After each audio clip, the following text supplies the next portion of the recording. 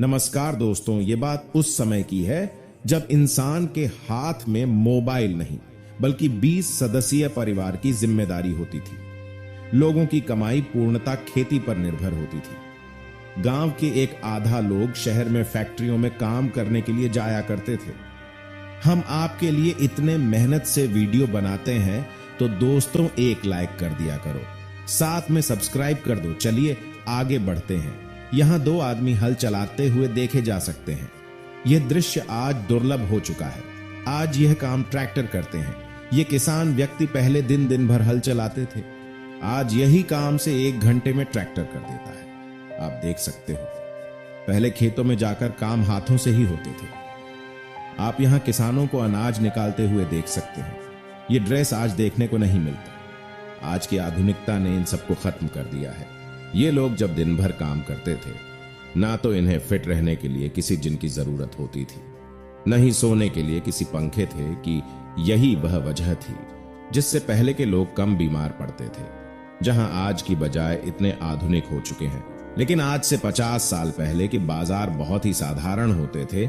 आज के दौर में जहां आप इतने बड़े बड़े शानदार मार्केट देखती हो, कभी किसी जमाने में यही मार्केट कुछ इसी तरह के हुआ करते थे, जिसमें लोगों की जरूरत की सभी सामान मिल जाया करते थे। सब्जियां तो पूरी तरह शुद्ध और डीसी हुआ करती थी।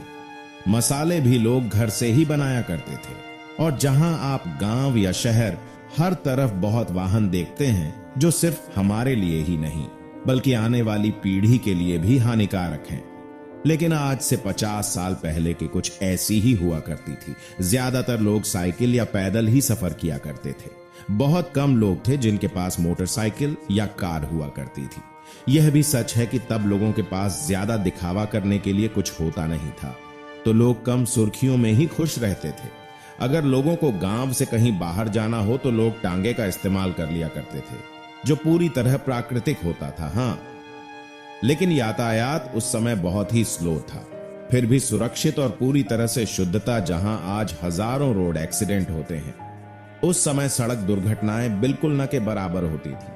और हां, हम यहां बैलगाड़ी का जिक्र करना तो भूल ही गए।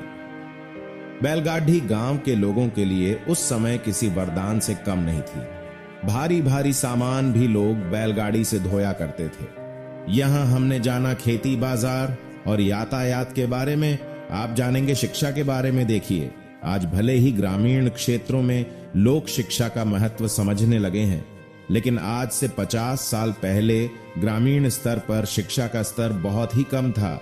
सरकारी स्कूल तो हुआ करते थे, लेकिन बच्चे पढ़ने में ज्यादा रुचि नहीं रखते थे। गांव में शिक्षा की पहुंच में कई चुनौतियां भी, जैसे कि लोगों की आर्थिक स्थिति, परंपरागत मानसिकता और सामाजिक बाधाएं। गरीबी के कारण कई परिवार अपने बच्चों को काम पर भेजने में व्यस्त रहते थे।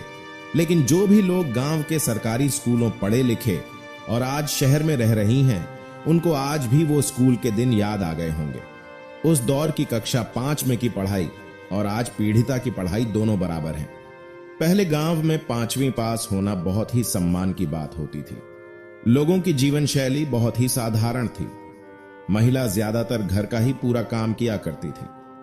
पानी उस वक्त एक बहुत बड़ी समस्या हुआ करता था, क्योंकि पानी का सिर्फ एक मात्र साधन हुआ करता था और किसी किसी घर तो उनमें से कई किलोमीटर दूर होता था, जिससे महिलाओं को कई किलोमीटर पैदल ही चलना पड़ता था। उस जमाने में लोगों को गाय और बैल रखने में पढ़ाई में सम्मान महसूस होता था। लोग 4-4 बैल रखा करते थे। आज कोई एक गाय भी नहीं रखना चाहता, इसलिए आज जानवर सड़कों पर मर रहे हैं। शायद किसी गांव का तालाब या धोबी घाट है जहां पर लोग कपड़े धो रहे हैं। पहले के जमाने में लोग घर के सभी कपड़े तालाब के किनारे धोया करते थे। आज ऐसा इसलिए नहीं होता क्योंकि वो तालाब सूख चुके हैं जहां कभी बच्चे गोते लगाए करते थे। आज वहां से धूल है। बचपन में किस किस के यहां तालाब था, हमें कमेंट में जरूर बताएं।